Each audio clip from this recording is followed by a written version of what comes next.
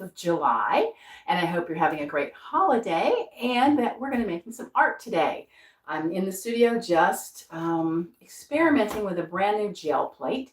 I've been doing gel prints quite a bit lately. It's been very interesting for me, and I've been using a smaller plate, and I finally realized, oh, I want a bigger plate so that I can cover the whole thing. So it's a 12 by 14 plate. And I want to remind you before I go any further that the best way to keep up with what's going on here in the studio is on my newsletter. I'm on any social medias. So the first thing I'm going to do is get the paper. And the reason that I'm experimenting with this morning is I found this really old, very old pad of charcoal paper, which is, it's tinted paper and it's also textured.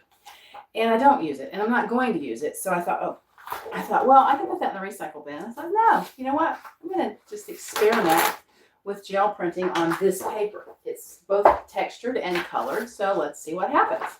I also have on hand, for a gel printing session, a basket of paint, just the colors that I happen to like, a few texture making tools, shelf paper, and a scraper with a texture, my brayer, a lot of napkins to wipe my hands on, and my blotter paper, which is where I roll off and stamp off different things. This will eventually become ephemera papers and ephemera packets for in the Etsy shop and in the mail. But for now, I'm making them into papers. I have a little bit of glazing liquid in case I need it. So first thing I'm going to do is just put some paint on the plate, knowing that it's going to easily accommodate the whole sheet of paper.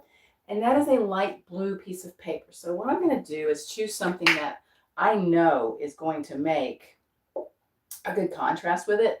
And this is a color called Red Violet. It's very dark. It's a very dark color. And I don't like it to be so plain, just one color. I like to mix it. This one is Vermilion. I think I need to get a tube of Vermilion. It's getting empty. It's one of my favorite colors.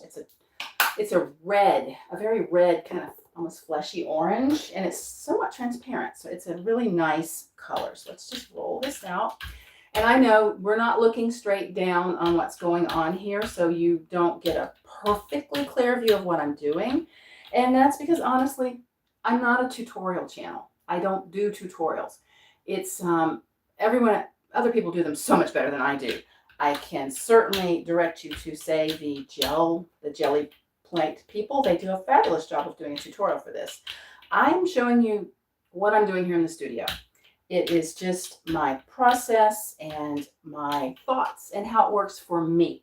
So I will show you as I go what I'm doing, and I like to explain it. And if you ever have any questions, by all means, ask me. I am more than happy to tell you what I'm doing. So let's find out. That needs a little more texture, doesn't it? So I've got this piece of shelf paper, again, for texture on the plate. And it doesn't take a lot. And you can see I'm just sort of lying it down there and tapping it. And I can put that over here on my blotter paper. I'll show you that in a sec. And my scraper tool. I'm going to scrape a few lines through this just for interest. Now I'm going to lay this down. Like I said, this is a piece of paper that was going to the recycle bin, colored with some texture.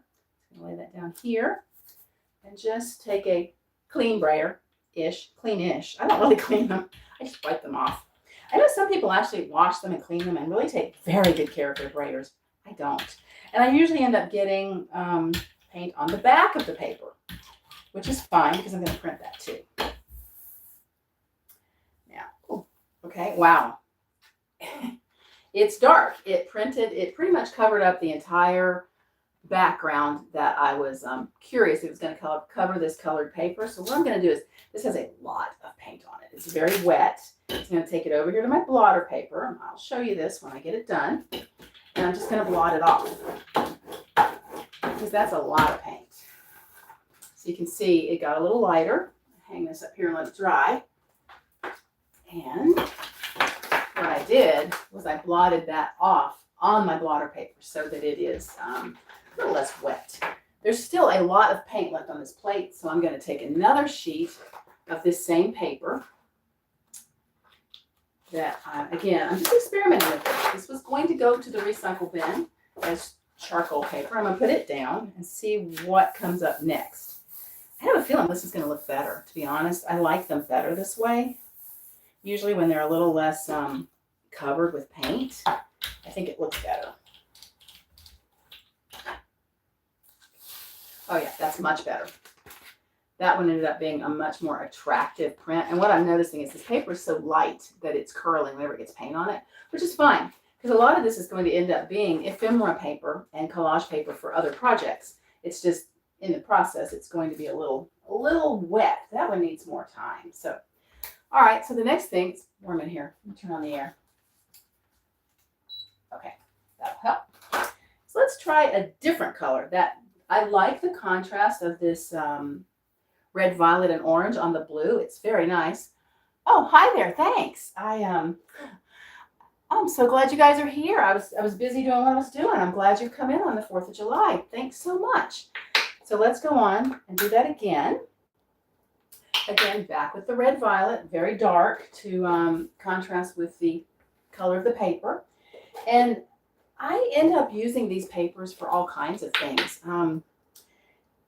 Like I said, ephemera paper, they go into the ephemera packs and mailings that I send out. I also use them as collage papers in my own work and any number of other places they get used. I sometimes turn them into note cards and postcards and things like that. Oh, now I'm now mixing a yellow and a red violet here on the plate and that.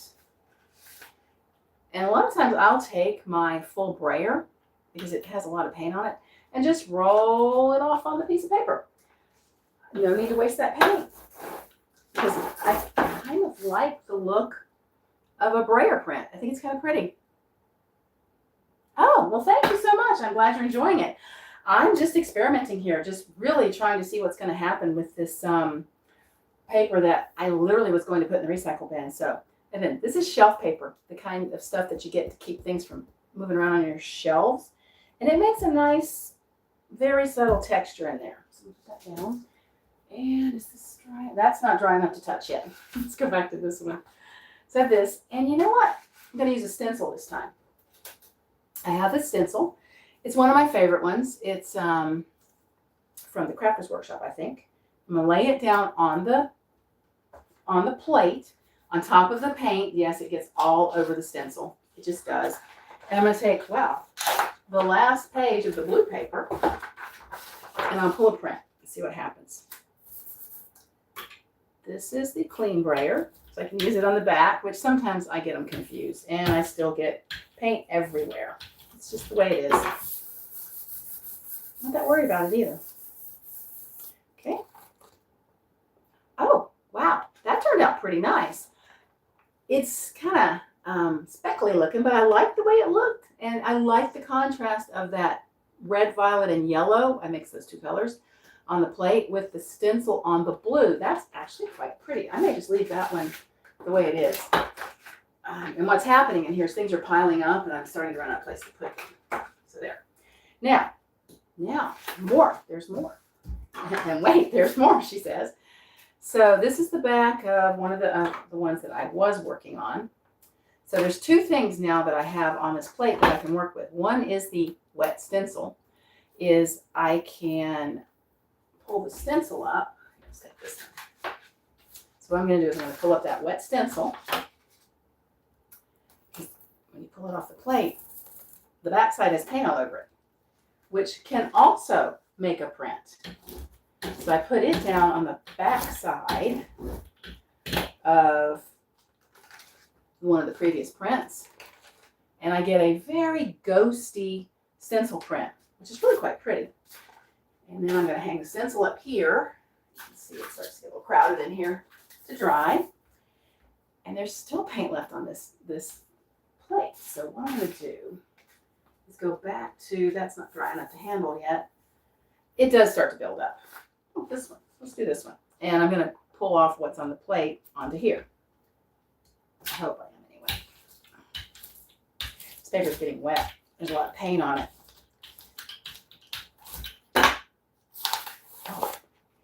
Now, it starts to get really interesting when there's a lot of layers, and you can see this is the sheet that I half brayered on, so it's a little bit splotchy looking, but I like how that looks. Now, what I've found is these papers are getting damp. They're taking up paint and getting just damp and hard to handle.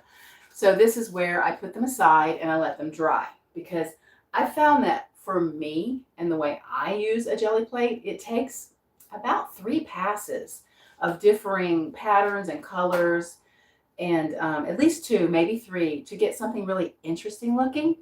So I will set these aside and let them dry a little bit so they can be handled better, like this one, to give them more interest, and just let them sit, and then I'll go back and redo the back. I can do the back of this when it's dry enough. Let's put something else on the back of that. And then I'm going to really have to let them dry. I liked that yellow. I thought it looked good. So I'm going to put some yellow on the plate. You notice I'm not cleaning this plate in between, because I don't really care if it comes over into the next print. It doesn't matter to me. I like the way they look when there's more interest rather than less. So I put some yellow and some orange down there. I've lost track of which brayer had paint on it. I guess it doesn't matter. So I'm going to spread this out like this. Make it a little thinner this time, because I'm getting them too wet. So I'm going to thin it out. And print the back of that. And extra paint. Again, I really don't see any sense in wasting that paint. So I'm going to brayer it off here. Oh. And sometimes the backs are just going to be the backs. And that's just the way it's going to be. There. So this one is... And the interesting thing about this is, even though this may not be the most attractive looking piece I've ever seen, if I come back to this later and I print over it with a stencil, it's going to make it look amazing. The stencils do an amazing job of adding interest to a flat plate. So I'm going to put this down here. Yeah, it's on my hands now. Totally on my hands. Which I guess shouldn't surprise anybody based on what I'm doing here. Okay. Now, this should just be... So that's just a nice... it's not plain at all, but it's just a flat print. Thank you so much. I hope you've had a great time here and have a good holiday. So there's that. Now that needs to sit and dry. And I've got a little bit left on the plate. And I think I'm going to take this really dark piece that I feel like is just a little bit too dark. And I'm going to put it down there and take up some of this light colored ghost print on it and see what happens. It's on my hands again.